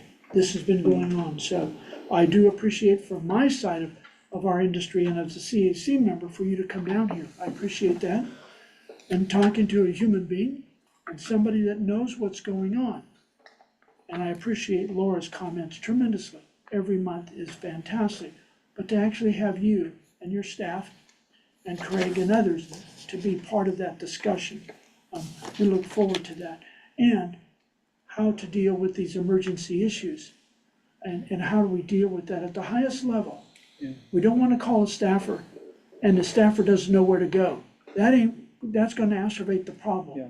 The objective is to stop the problem before it gets any worse. So, but again, Mr. Chairman, thank you for your indulgence and all of the CAC members for me taking, I know, a lot of time on this issue as well as one of those members. But I appreciate all the members for allowing me to have this discussion with you and all of us. Thank you. No, I appreciate that. And I will mention as well that our Advanced Clean Fleets team with infrastructure, we have reoccurring meetings on infrastructure to kind of work through some of these situations. They're called TRIG meetings, what's it called? Regulation Implementation Groups. Yeah, but there's one specifically on infrastructure, and there's also one specifically on like exemptions and that type of thing for the rule. I'd encourage some of this dialogue would be good to have, I think, in some of those meetings. And so then you will set that up. I will give you that authority under Dr. Cliff. You will set those up. Thank you, Manny. For us. And make those happen. Well, they happen, they're already happening. Yeah. Like, you're more than welcome to join those meetings. I think they go out The on. next infrastructure one, I think, is tentatively scheduled for September, but the date hasn't been published yet. Are those on the CARB page? Yes, meeting and events for Advanced Clean Fleets. Let's So have we can disseminate that physical meetings, information, I think, real meetings. I don't want to go on a Zoom with 500 other people. We have a valley. We feed the world. We want to see you just like today. I want to see those people. I want to sit across from the table. So does the industry. So, yes, I'm glad you have this new group. We haven't heard of the new group. Okay. You know, But yeah, that group does bring the utilities together, the fleets, CARB, and I believe the CC participate in that or no? I think so.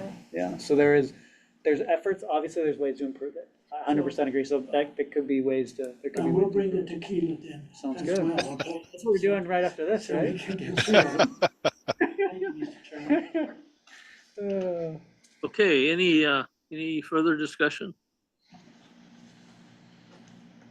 Okay, Jason, thank you. Thank you, everybody. And your staff and all the others involved. Very informative. And I think we can move on. What do you say? Thank you for having us, appreciate it. All right, we are on item 11. Joan or John?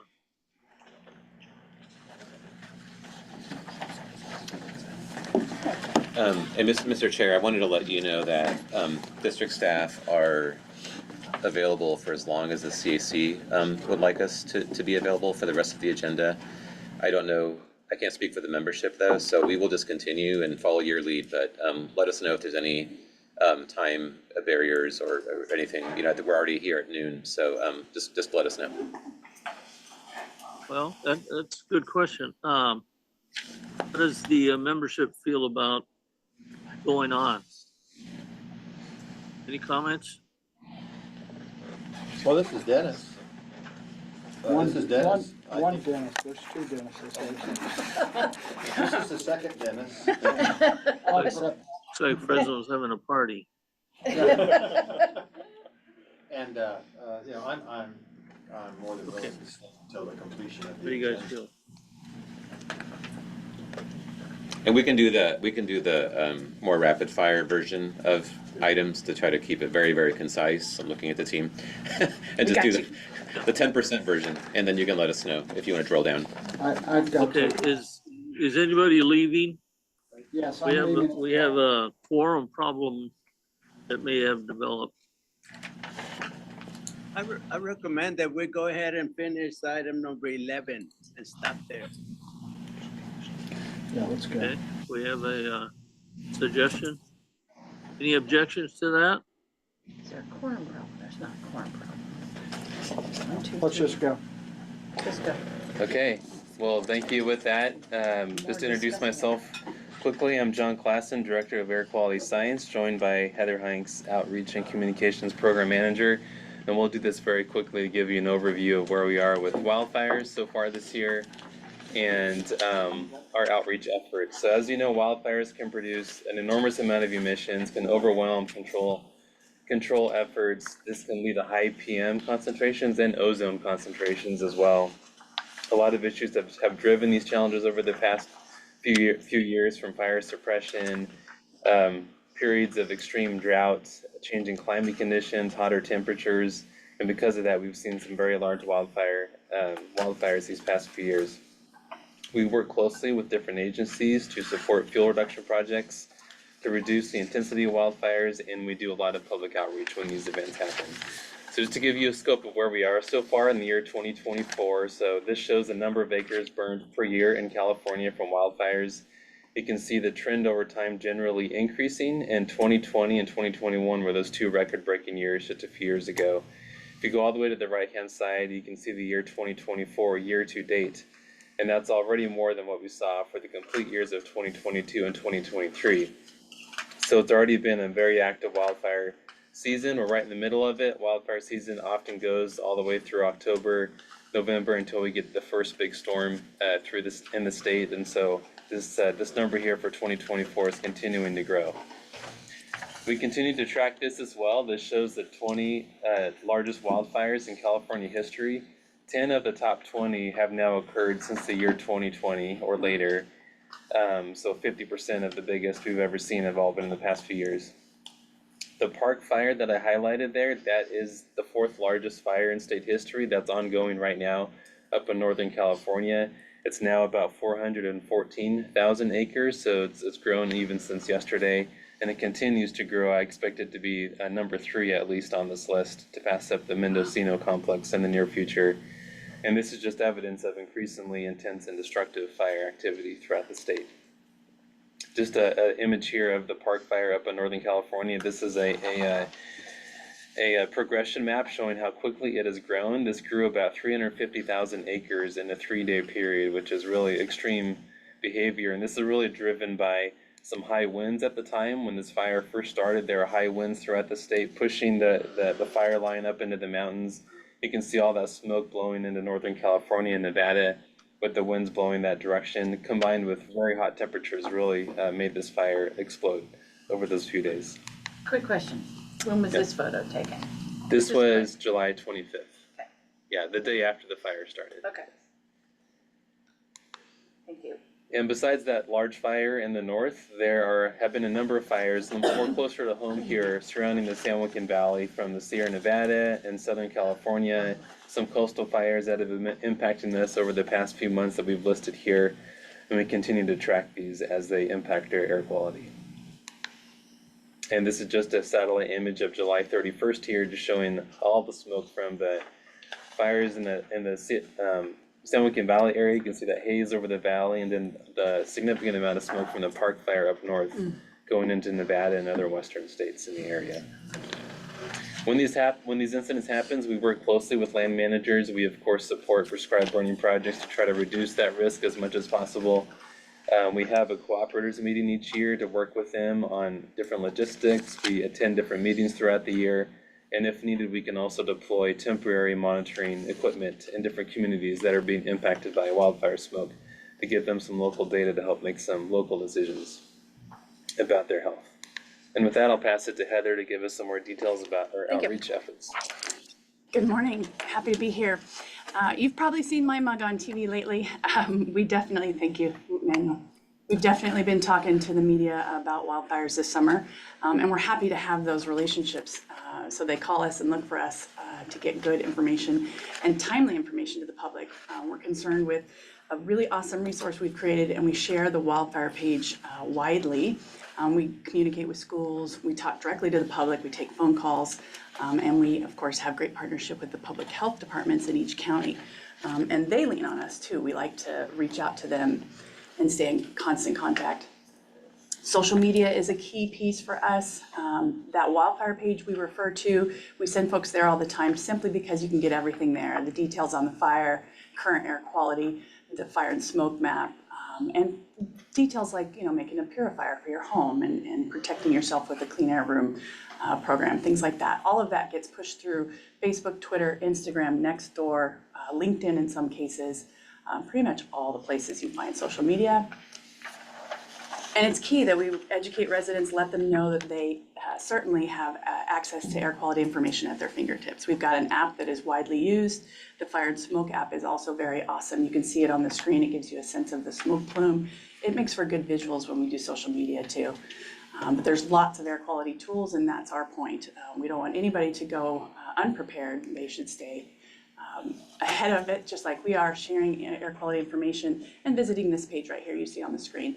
The Wildfire Prevention and Response page, very useful for www.valleyair.org/wildfires. Very simple, valleyair.org/wildfires. If you're out in the public, that is a great place to send folks. And as you can see here, it'll list the most recent fires and give you a chance to click on them. You can see acreage and updates. We've also got an infographic that we expanded to Punjabi, so we've got it in 4 different languages. We print this and use it widely. We're still operating our Clean Air Rooms program, getting air purifiers into the homes of disadvantaged communities and/or low-income individuals in the valley, and working closely with AB 617 communities. And then, of course, that's a flyer to give you a sense of it. And those QR codes do work. They're awesome. The QR code has arrived to stay, I believe. And then, of course, clean air centers. Those are in operation during wildfire smoke events.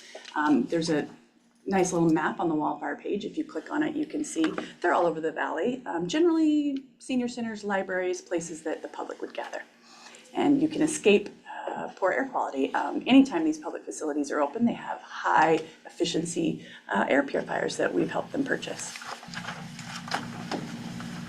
And just in general, the work we do, including the updates I would have given you if we didn't run out of time, as far as being out in the public and educating the public on the tools that we provide to protect themselves.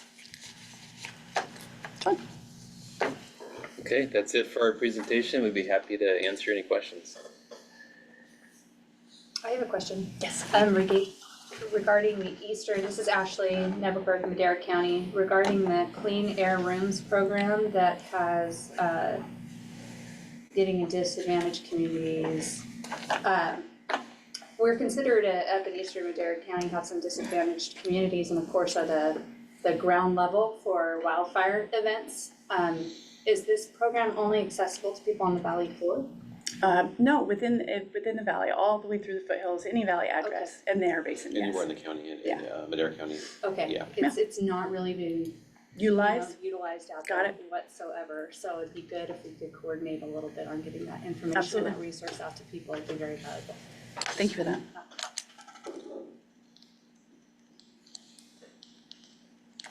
Any other comments? Okay, thank you. Thank you.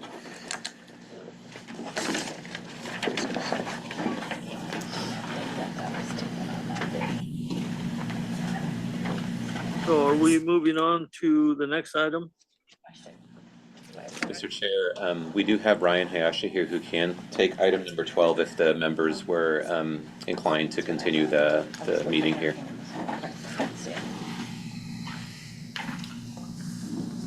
Still on.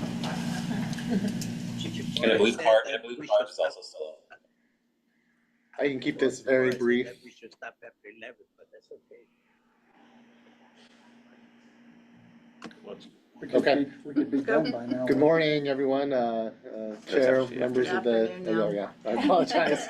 Good afternoon, Chair, members of the CAC, Ryan Hayashi. Sorry, Ryan. Deputy Air Pollution Control Officer, happy to be here.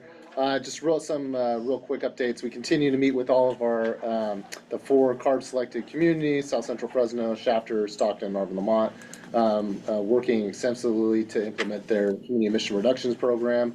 One of the things that we wanted to provide an update was that we mentioned at previous CAC meetings was that we had the first ever Community Clean Air Day, where we brought together residents, business representatives, community stakeholders, and agency partners from across the valley that were all invited to come to downtown Fresno to connect with each other and share best practices for improving air quality in the valley communities and how to connect with them and bring additional resources to them and to further these efforts. We continue to hear a lot of positive feedback from the event, from both those who attended and those who heard about it. And we appreciate the opportunity for all the community stakeholders to learn from each other and to continue to work on community-based solutions to improve the collective air quality in those communities.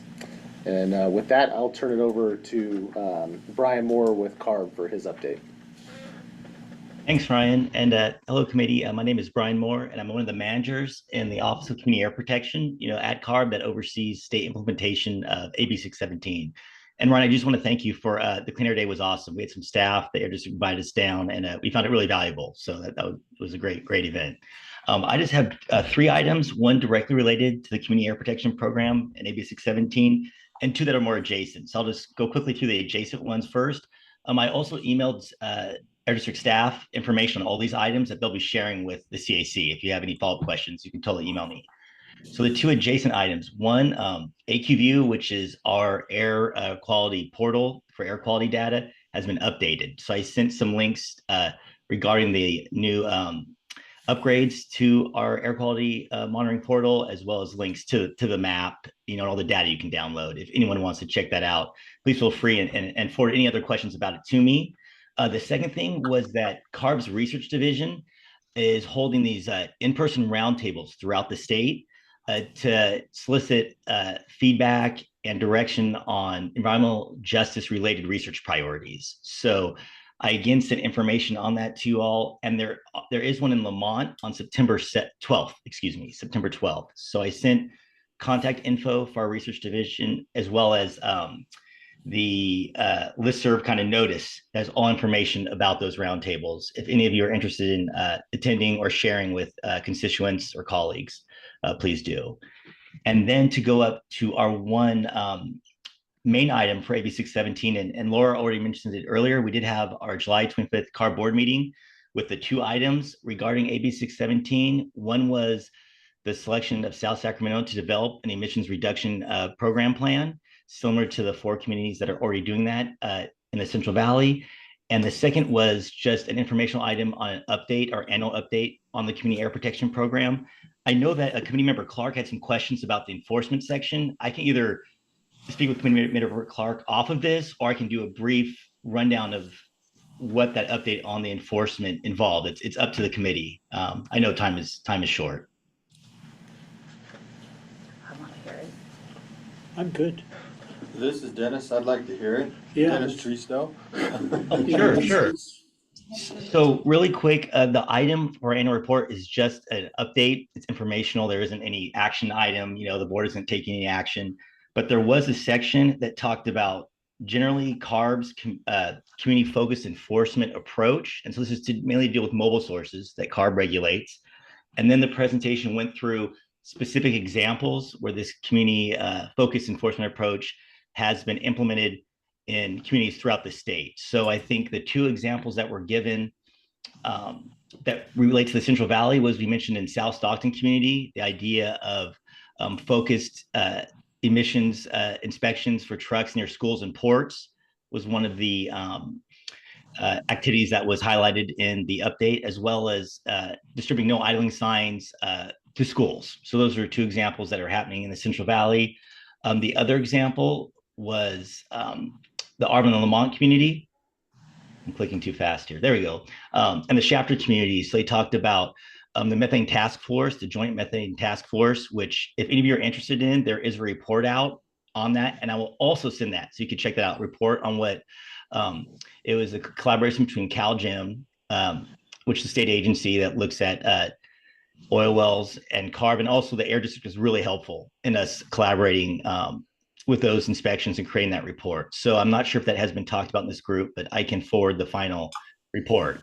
And so, and that last thing that was mentioned was just some of the supplemental environmental projects that are used in these communities. Our enforcement team runs those. So basically a violator can choose to fund a clean air project rather than paying a fine. And we mentioned how that was used for some home air filtration projects within Arvin, Lamont, and Shafter. I think that's kind of a high level of what the enforcement update was about during the board meeting. And I can take it now or later as well. Yeah. This is Les Clark, real quickly. Now, as far as enforcement, enforcement to me means there's a new rule or regulation that has been adopted. Oh, okay. No, go ahead. CARB's not in that business. So what are you talking about as far as enforcement? Oh, yes. A new rule that's been adopted or what? No, that's a great question. AB 617 overall did not give CARB any additional authority as far as regulating mobile sources. So all this is working with community and local agencies to target current enforcement measures. So an idea would be that there's been recognized there's a lot of truck traffic and vehicle traffic, heavy duty traffic at the port. So we just target the current enforcement efforts based on current rules and regs. Yeah, there was no rule development or new rules or regs associated with this activity. Yeah, I appreciate that. And then the brings up one other point. I would appreciate seeing the between you and CalGEM. You said you had a report. If there's a way that I get a copy of that, I'd appreciate it. For sure, I'll send it on to Air District staff. They can forward. Yeah, no problem. Thank you very much. Any other comments? Hearing none, thank you. Item 13. I didn't have the agenda in front of me. I should know, that's my favorite number. Jamie Holt, number 2. Jamie Holt, number 2, that's me. Heather Hanks, glad to be back here again. As we kind of chatted about earlier, we've been busy this summer supporting wildfire outreach.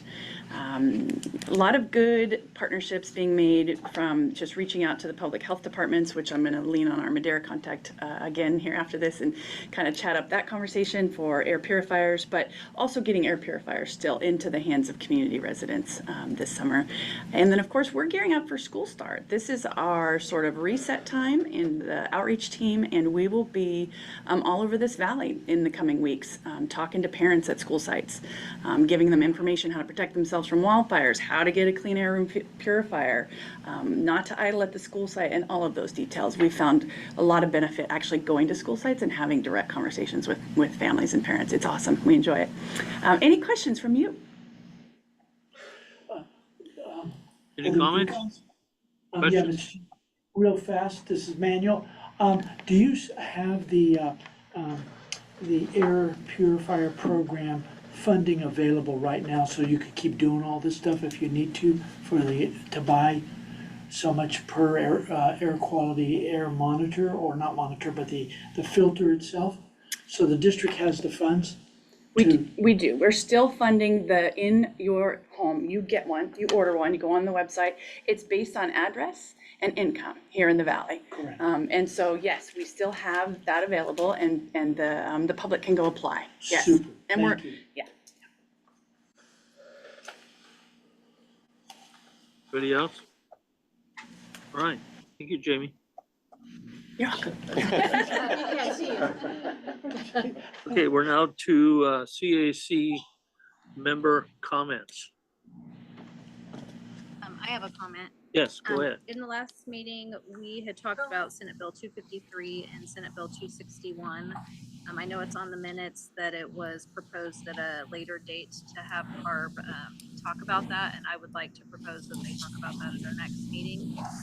Just because in the regulation it says we should have something complete by January 1st of 2025, and January 1st, 2025 is going to be here before we know it. So if we can have them speak on behalf of those two new Senate Bill 253 and 261. Through the Mayor, can chair. we do that?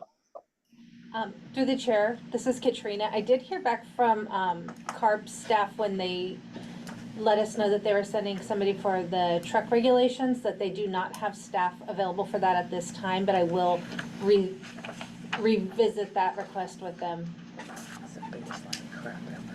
Okay, thank you. Other member comments?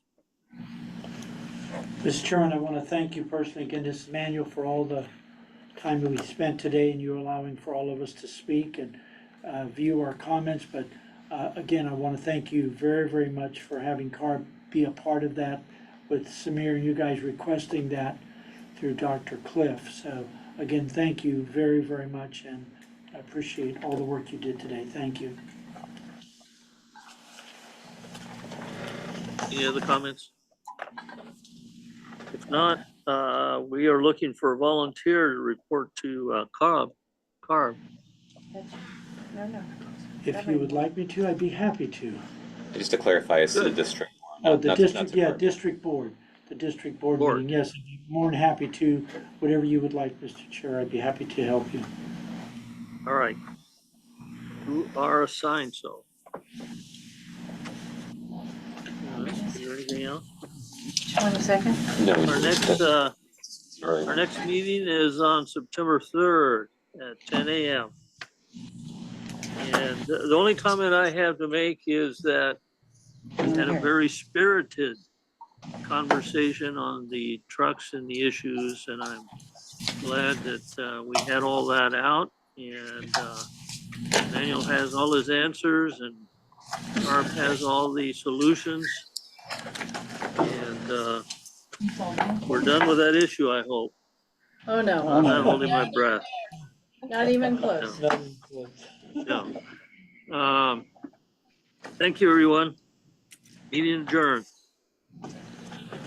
Put it this way, Manuel didn't ask his questions, Kelly would have more. I wait.